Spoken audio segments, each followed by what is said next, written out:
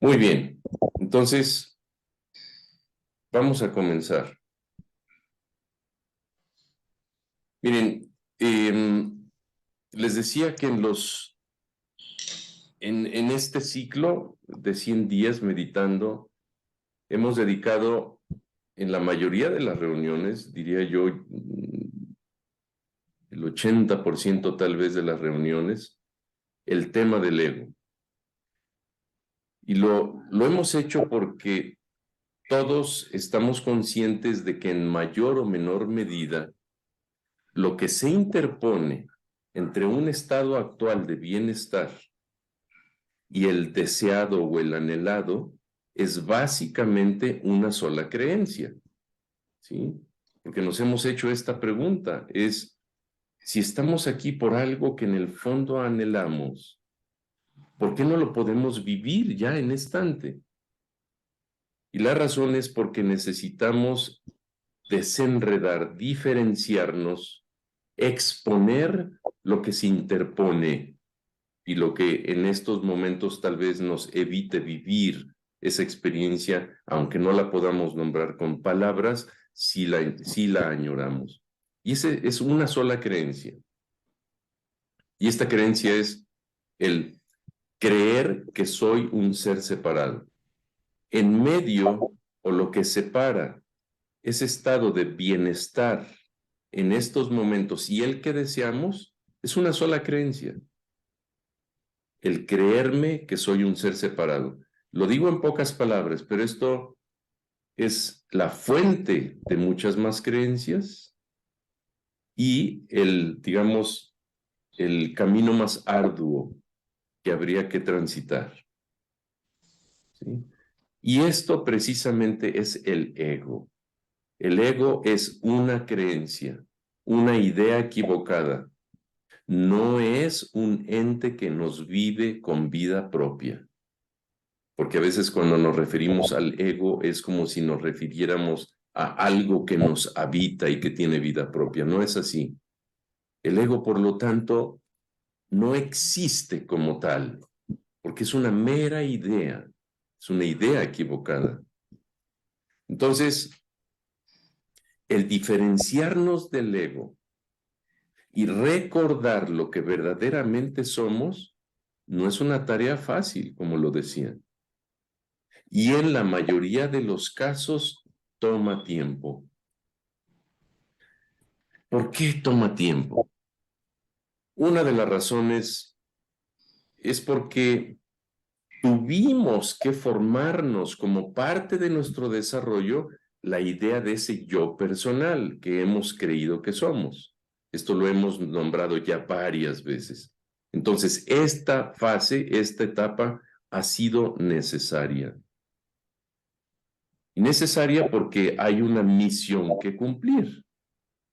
Y es, en pocas palabras, diferenciarnos de mamá, que en 9 meses fuimos un órgano de mamá, y de los siguientes meses completamente y absolutamente dependientes de ella. Eso por un lado, diferenciarnos de mamá, y también volvernos autónomos, volteando a ver a papá o a la figura masculina que más cerca tuvimos, ¿sí?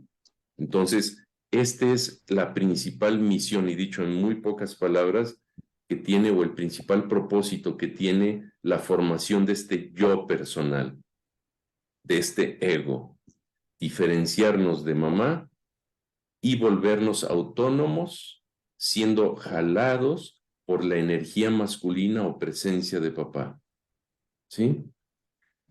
Pero también hay otra razón, y esta razón también es muy poderosa, y es muy poderosa porque la cultura donde hemos crecido nos lo ha impuesto y además lo consideramos como normal. Doy algunos ejemplos. Miren, parte del ego es identificarnos con un género, ¿sí? Yo soy hombre, yo soy mujer, ¿sí? Es parte de esa imagen que nos hemos formado. Pero resulta de que una identificación radical con el género nos ha llevado también a abusar, ¿sí? O también cuando nos hemos considerado poderosos, hemos llegado como humanidad a esclavizar. Y también, muy común, cuando miramos el color distinto de la piel del otro, llegamos a discriminar. También, de nuevo, cuando nos identificamos radicalmente con el rol de papá o mamá, muchas veces inhibimos el desarrollo de nuestros hijos porque queremos que sean a nuestra imagen y semejanza y no lo que son ellos en realidad. Entonces, estos son los efectos de una identificación con la imagen que nos hemos formado y que, como digo, es normal como fase de desarrollo. Entonces, todo esto hace que nos relacionemos con los demás y con el mundo como si fueran cosas separadas. Vivirnos como seres separados de los demás y de lo demás. Esta es la causa, la fuente de que como seres humanos vivamos en el conflicto, en la inseguridad, en el miedo y en la desesperanza. Entonces, si estamos aquí en este momento, es que en un principio fuimos atraídos por lo que hayamos entendido es la meditación. Y no, me atrevería a afirmar que algo de lo que hayamos entendido en un principio es la meditación fue efecto también de una especie de seducción del silencio interior.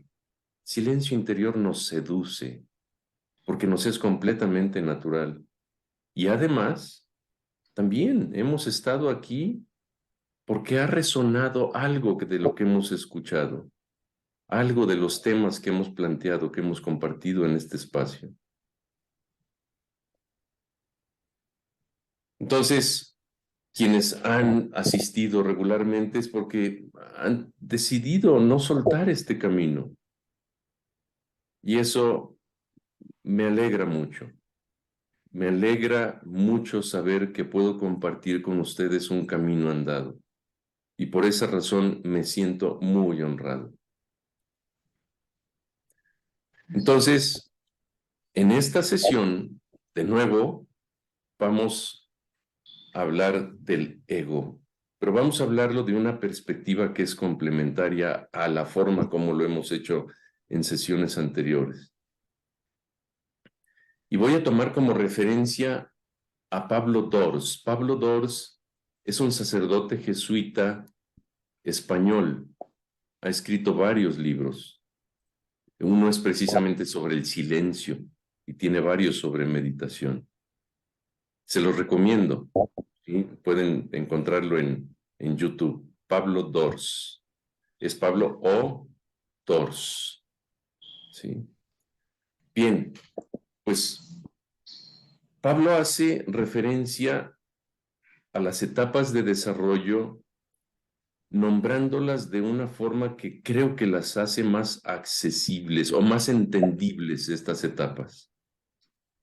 A diferencia, por ejemplo, de pensadores como Ken Wilber, que las llama etapa prepersonal, personal y transpersonal.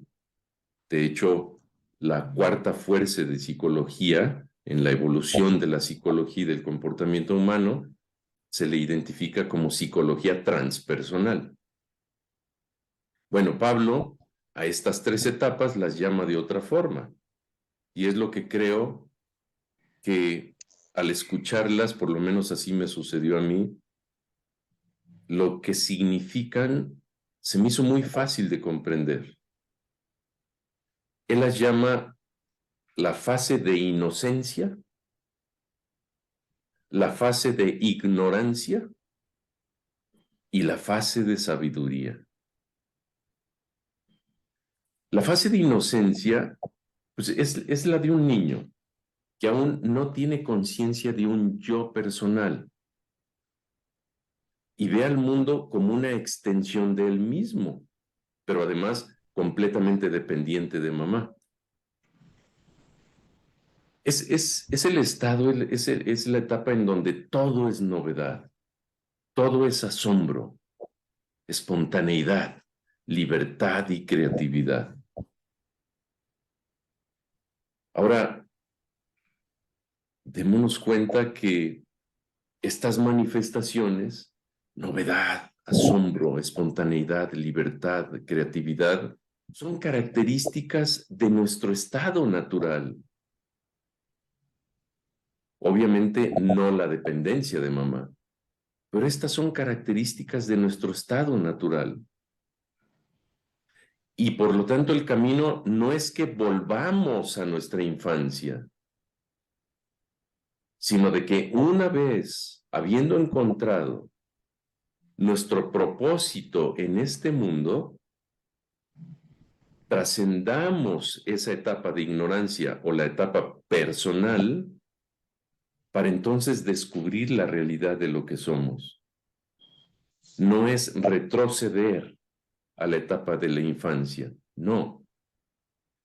Es traspasar la etapa personal, trascender la etapa personal. Esa es la etapa de la inocencia, en donde encontramos estas referencias de lo que es nuestro estado natural. Ahora, la etapa de la ignorancia, que es lo equivalente a lo que Wilber llama la etapa personal, es decir, la identificación con un yo personal. La etapa de la ignorancia es cuando precisamente nos formamos una idea de un yo personal y creemos que el mundo gira alrededor de uno y en donde uno está aislado de todo lo demás. Ahora, con ignorancia, en este contexto no significa estupidez, ¿no? Aunque en esta misma etapa se cometan un montón de estupideces, cometemos un montón de estupideces. No, ignorancia en este contexto significa el hecho de ignorar lo que somos, ¿sí? Entonces somos ignorantes porque ignoramos lo que somos en realidad. Y de ahí, al ignorarlo, pues consideremos al mundo como algo que hay que dominar, como algo que hay que explotar. Y además, desde esa perspectiva, pues es también tener poder sobre otros y percibirlos hasta como adversarios. También la ignorancia nos lleva a creer que la felicidad la obtenemos adquiriendo estatus, acumulando cosas materiales. Es efecto de esta ignorancia. Entonces, en esta fase de ignorancia, el yo personal es el centro de todo. Ego e ignorancia es, por lo tanto, lo mismo. La buena noticia es que podemos vivir más allá del ego. Podemos cambiar la perspectiva para conocer realmente qué es la vida y qué es la verdadera esencia de este ser que tiene mente y forma de cuerpo. En otras palabras es, sí, podemos transitar de esta fase de ignorancia a la de sabiduría. Vivir más allá del ego es transitar, como decía, a la etapa de sabiduría, y que es una etapa a la que todos nosotros, todos los seres humanos estamos llamados. Es decir, que así como no nos quedamos, fíjense, así como no nos quedamos en la etapa de la inocencia,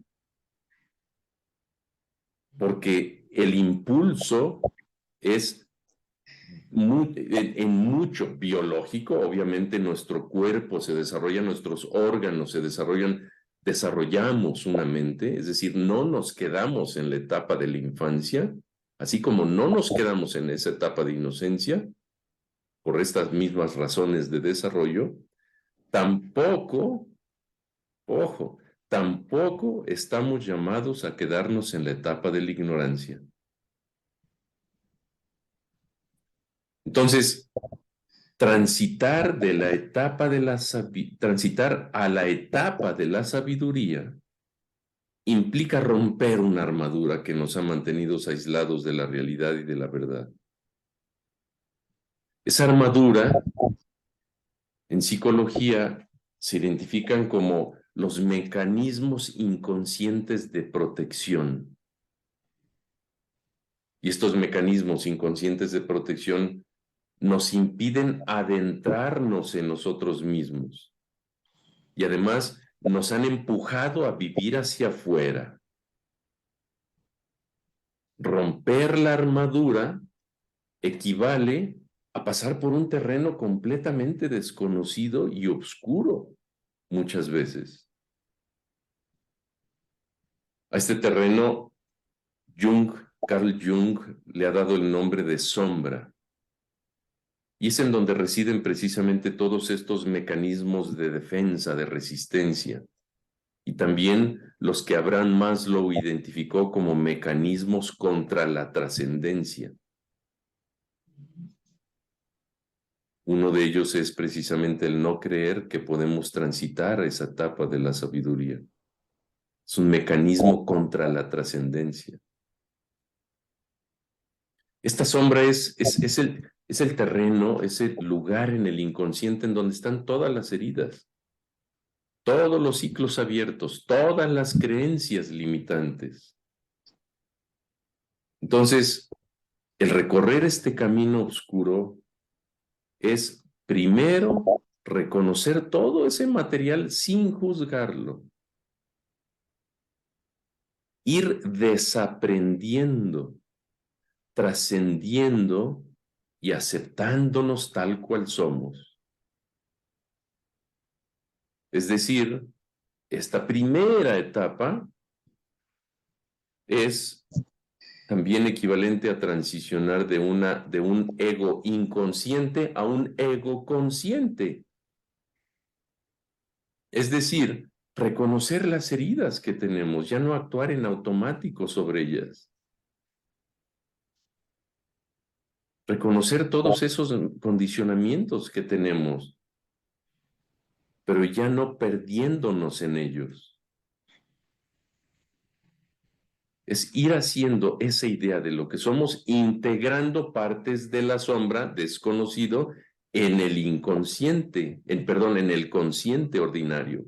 Decir, mira, reacciono de esta forma cuando escucho esto. No me había dado cuenta de ello. Lo reconozco, lo acepto y lo acepto sin juicio.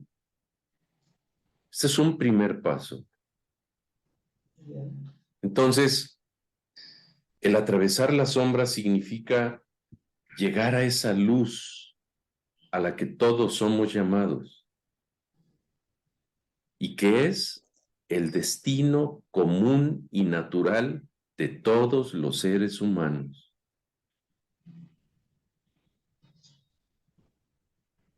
Entonces, ahora, esa etapa de sabiduría es la vivencia plena de lo que algunos expertos han llamado, expertos en desarrollo han llamado la vivencia del ser profundo o el reconocimiento del auténtico ser, que en pocas palabras es la esencia de lo que somos.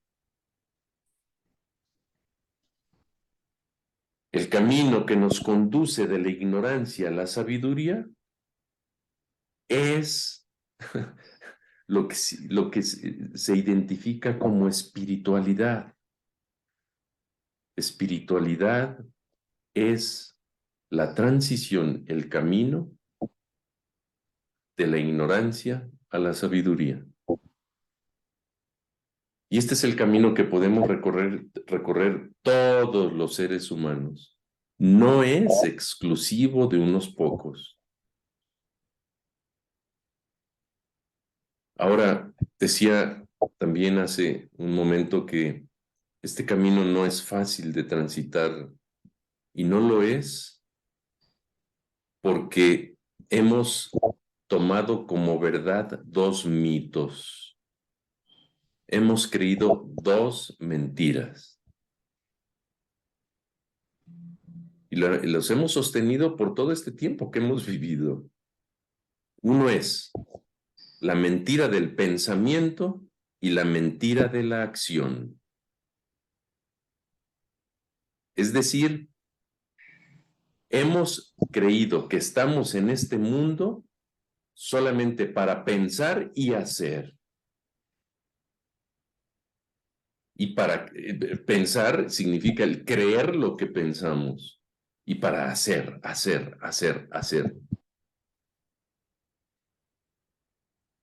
Esto es básicamente lo que ha impedido el transitar de esta fase de la ignorancia a la sabiduría. Estos dos mitos han hecho que olvidemos que estamos en este mundo para ser.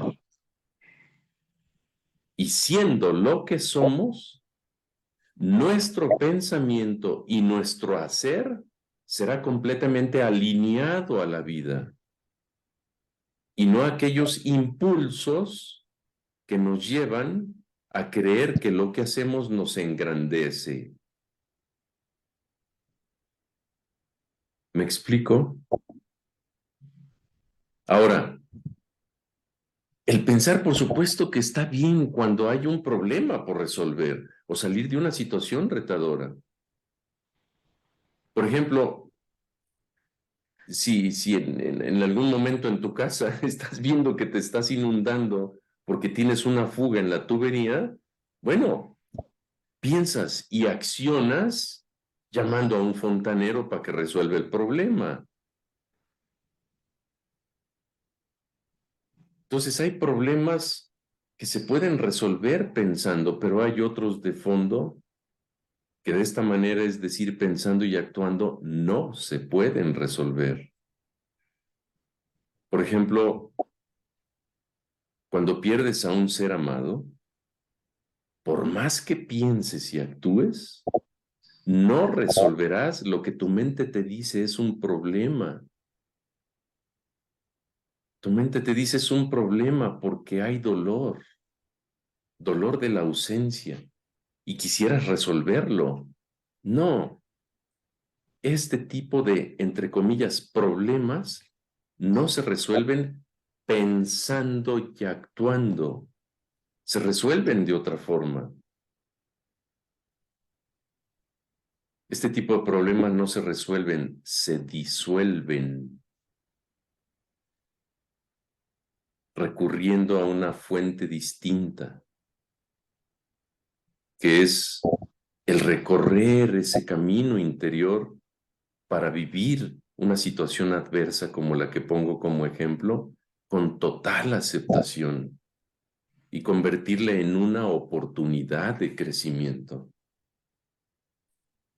Entonces, la mente es una herramienta extraordinaria. De hecho, si no fuera por la mente, no habría ciencia. No habría desarrollo tecnológico del que la humanidad entera ha tomado ventaja y se ha beneficiado. No habría tampoco ese impulso a conocer la composición del universo, por ejemplo. Ni hubiera sido posible inventar ese telescopio, el telescopio Webb, no sé si tenga noticia de ello, se lanzó en diciembre, no, sí, en diciembre del año pasado, para ver la profundidad del universo. Si no hubiera habido mente, no hubiéramos podido como humanidad haber hecho lo que hasta ahorita hemos hecho, en beneficio de la humanidad. Entonces, ¿cuál es el problema? El problema es que con la mente hemos concebido al universo fragmentado y al ser humano como una máquina. Esta es la visión mecanicista y fragmentada de la realidad. ¿Y qué significa esto? Que por un lado está el mundo. Entonces habría que entenderlo mentalmente y someterlo. Y por otro lado, nosotros. Y también entre nosotros de la misma forma igual. Es decir, entendiendo, tratando de que el otro cambie y tratar en muchas ocasiones de ejercer un poder sobre la otra persona. Solamente de que aquí hay algo curioso, está sucediendo algo maravilloso. Y es que la misma ciencia, desde la mirada de la física cuántica, ha demostrado ya que el universo no está fragmentado, que el mundo y el universo no es algo diferente a nosotros, sino que nosotros somos universo. Es decir, que estamos interrelacionados, todo está interrelacionados, que estamos interconectados. Pues solamente de que esto no lo hemos comprendido todavía. Y seguimos actuando desde esa visión mecanicista y fragmentada del mundo y del universo. Entonces, esto como consecuencia nos lleva automáticamente a considerar que nuestro hacer es hacia afuera. Y muchas veces también para cambiar aquello que rechazamos y no nos gusta. Entonces, desde la mirada de la unicidad que la ciencia misma empieza a demostrar, el hacer tiene otra dimensión y surge otro paradigma. Fíjense bien, y esto es utilizando lo que la misma ciencia ha venido diciendo. Si todo está interconectado, mi hacer será más bien hacia adentro. ¿Por qué? Porque sé que si cambio y me transformo yo, algo en el mundo va a mejorar.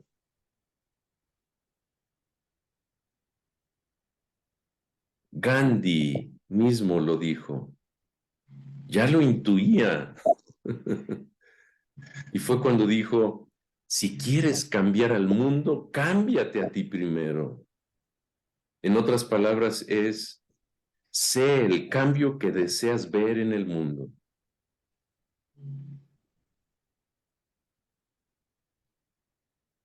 Entonces, de nuevo, en verdad me siento muy honrado de tener y estar con ustedes cada semana en este espacio, porque este espacio tiene precisamente ese propósito, transformarnos e ir descubriendo de la realidad de lo que somos. Este es el paradigma de la interioridad. Entonces, desde este paradigma, el mundo en primera instancia no está para ser transformado,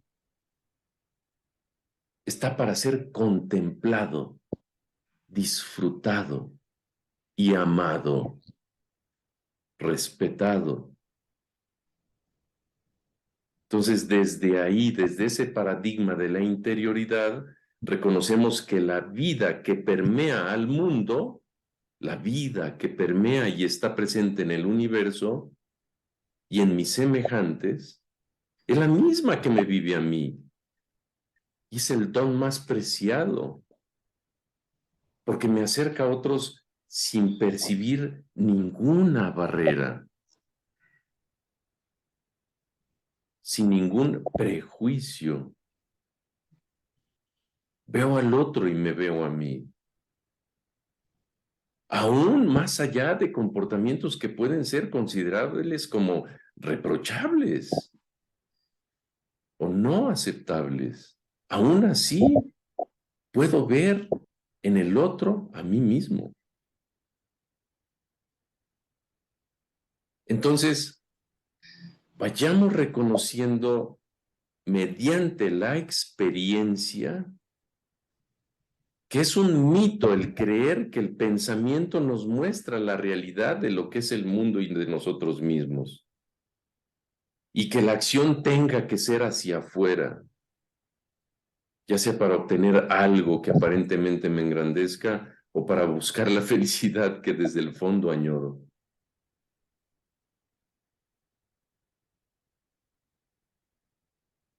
Entonces, el paso de la ignorancia a la sabiduría, reconozcámoslo, también está lleno de errores, de equivocaciones, producto de esta ignorancia de la que hemos permanecido durante décadas. Solamente de que estos errores tienen siempre una lección. No son fuente de culpa, son verdaderas enseñanzas y encontramos la lección tras ellas.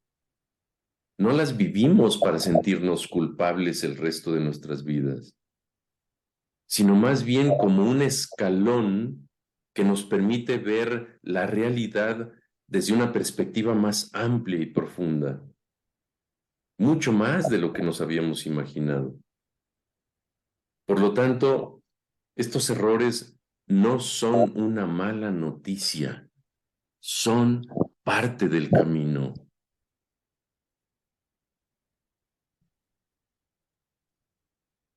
Sepamos entonces que hay otra etapa en el desarrollo de cada uno, de cada una de nosotros. Es una etapa que nos abre los ojos y nos saca de la ignorancia,